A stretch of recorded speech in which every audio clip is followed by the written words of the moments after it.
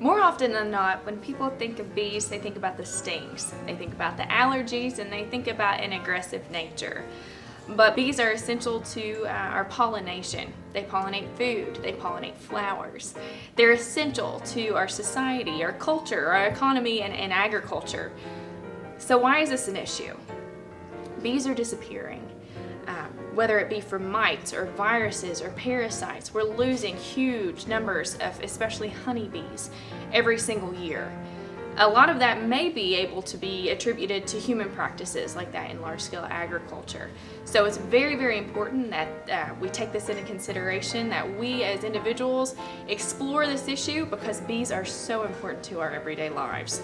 So to begin with, bees provide, up to from 70% of our foods and flowers, wildflowers, bees provide the pollination for those.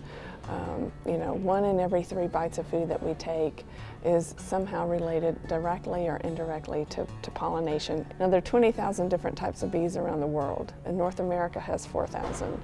So one of the things that we have finally become increasingly aware of is that we're losing some of that diversity, and that we have to do things differently so that we can maintain all of those different types of bees that we have in our continent. And when you think about it, we wouldn't necessarily starve if we didn't have honeybees, but what we would be doing is eating a lot of cereals. And so I like to tell people, we don't go to a church picnic to eat cereal.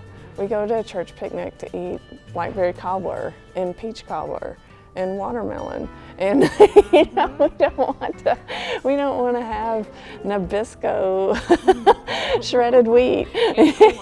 Exactly, that's it. I mean, that only takes us so far. It's pretty starchy.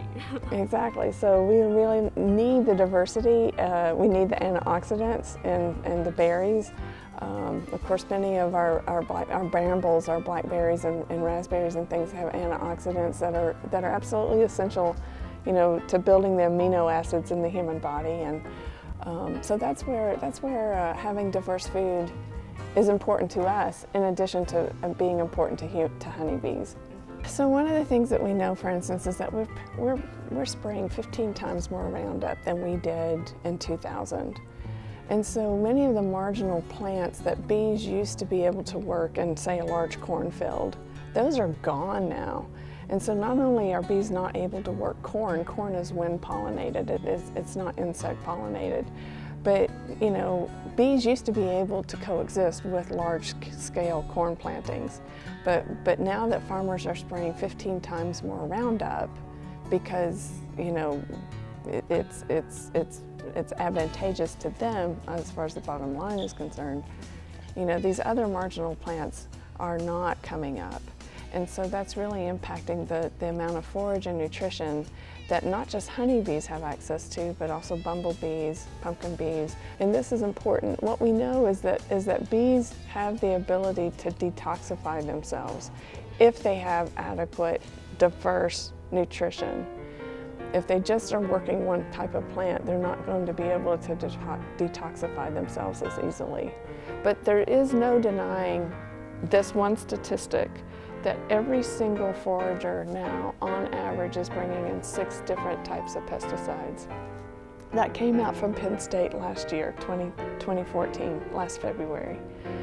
And that's an exponential increase. And the only thing, at least that I can see, that the average person can do is to plant more pollinator habitat that lets them detoxify themselves before they carry those 6 different types of pesticide back to the hive. So obviously bees are important, but what can we do to help them? You can make a bee garden. What is a bee garden? It's a garden you can plant in your own home, in your own community. You can do it with your family. But it's all plants that benefit bees. It's plants that bees are attracted to, that provide them with a diverse amount of food. It provides accessible food in a safe zone, away from pesticides, away from different chemicals that could negatively impact their health. So a bee garden is one of the best ways that we as individuals, as families, as communities can work together to help bees. It also serves as beautification for your own home, and also bees love vegetables. There are lots of different vegetables and flowers that are very, very beneficial to a thriving hive, to be able to sustain their food source. So not only is it food for your bees, it's food for your family, it's food for yourself too. So there are lots of different plants that you can plant, lots of resources out there to get started with your own bee garden. Once you start planting bee gardens, then you start planting things for yourself to eat. And so you're not only providing nutrition for bees, you start planting lettuce, or maybe it's onions, and then you start eating better as well. Many of these things are not burdens to plant because we enjoy them in our own gardens. I love the herbs. Mints make awesome plants for bees. Borage makes an awesome plant for bees.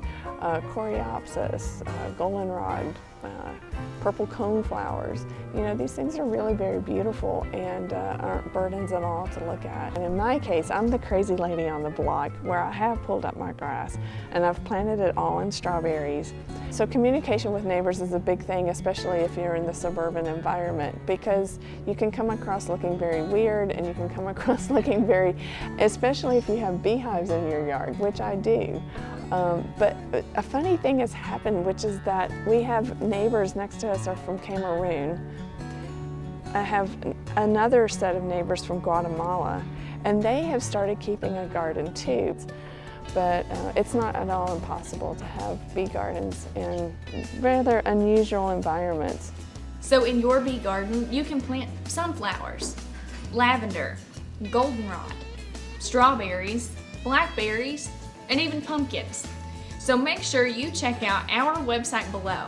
We've got resources on how to get your bee garden started, gardening tips, but most importantly, we have a list of plants that are going to be really beneficial to the bees in your area. Check it out.